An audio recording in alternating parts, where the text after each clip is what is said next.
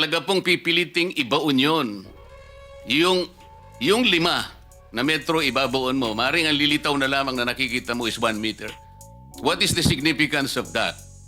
Kasi kinakailangan ma-address mo yung scouring ng river. Pag hindi umabot ando sa punto na yung cascading waters will be gradually eroding the soil, ang lalabas nun, nakabitin na yung inyong nakabitin na yung sheet piles na kunwari ibinaon nyo ng 5 meters. Ano mangyayari kung nakikita na po yun? Babagsak po talaga. 80% lupa, 15% semento, plus 5% bakal equals pera.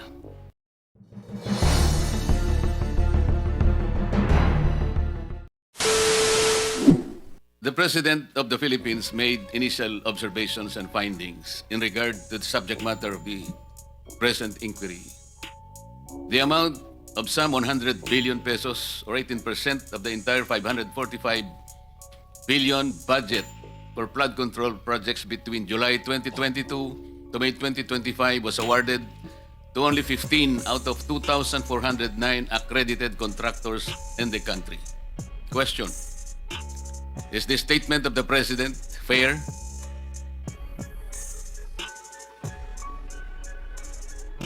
Silence means acquiescence.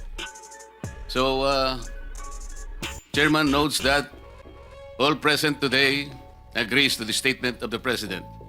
And the 15 contractors referred to were invited as early as last Saturday, Director General, Friday, and on at least 7 of them replied and sent representatives this morning. Legacy Construction Corporation, Alpha and Omega General Contractor and Development Corporation, St. Timothy Construction Corporation, QM Builders, EGB Construction Corporation, Top Nuts Catalyst Builders Inc., Centerways Construction and Development Inc., Sunwest Inc., Highton Construction and Development Corporation, 888 Construction and Supply Inc., Royal Crown Monarch Construction and Supplies Corporations, Wawo Builders, MG Samidan Construction, LRTK Builders Inc., and Road Edge Trading and Development Services. These 15 contractors were mentioned by the President. The President also noted that there appears a mismatch between the most flood-prone areas based on National Adaptation Plan of the Philippines 2023-2025.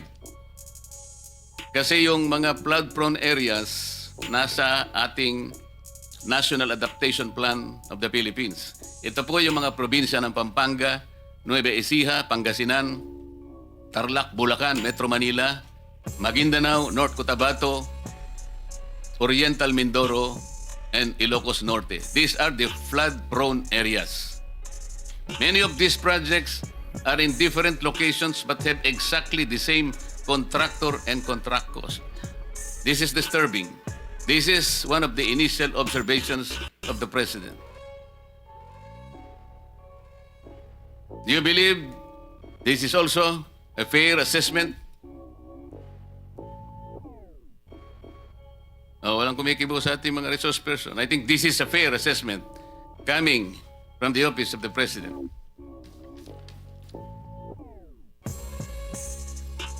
Meron pong ginawang actual na inspection ang Pangulo. In Kalumpit, Bulacan. Lumabas po ito sa mga dyaryo. Initial inspection showed the dike appeared to have not followed the right specifications, sabi po dun sa dyaryo, of materials, and also appeared to have gaps in the dike that made it incomplete.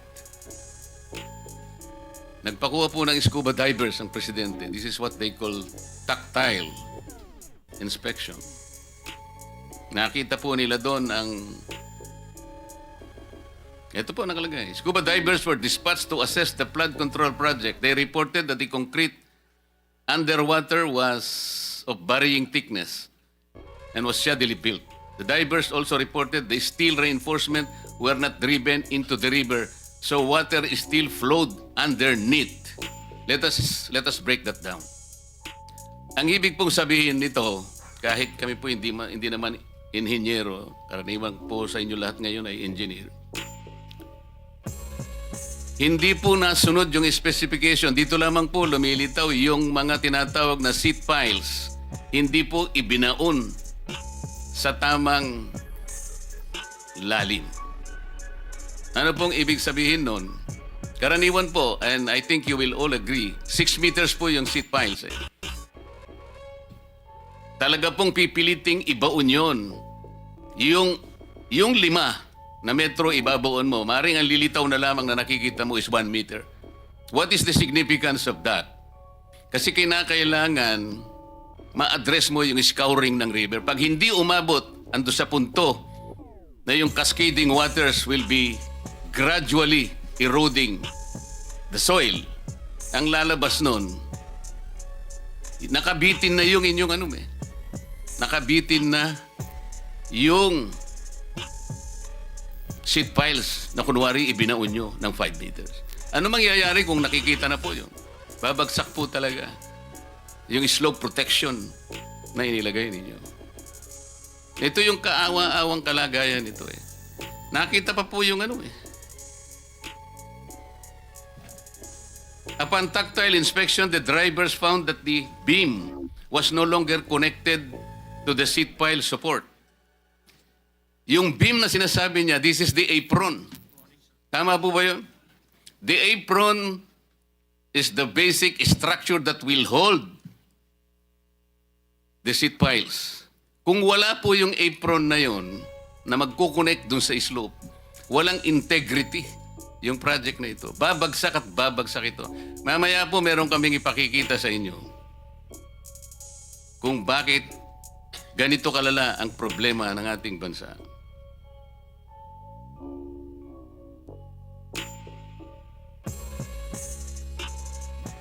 Ready ba yung isang slide natin para makita lang yung ikaroon tayo po ng idea kung ano yung revetment.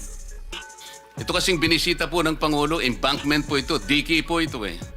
Yung embankment po, pangkaraniwan pagka dike, ginagamit din kahit na mga tricycle lang, mga motor nakakadaan doon. Pero dapat merong slope protection yun eh. Pagka yung embankment lang, pagkatapos yung binaon yung bakal, wala pa rin, magigiba yun. Ready po ba tayo doon sa isang slide para magkaroon? Ayan po. Ano po yung tawag dyan, Secretary Bunuan? Di ba revetment yan? Revetment, Your Honor. Ayan po, ang kaawa-awang kalagayan ng revetment, meron pa pong nota dyan sa nagbigay sa akin. 80% lupa, 15% semento, plus 5% bakal equals pera.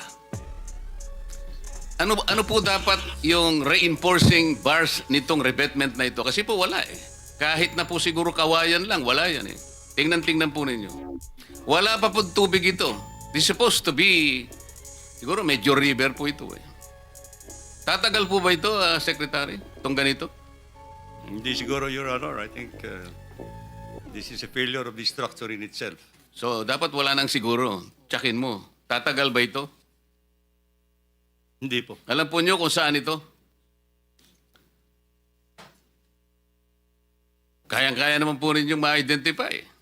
Nasaan po yung mga district engineers nyo? Para wag na po sabihin kung kanino galing yan. Kasi malalaman din po natin yun eh.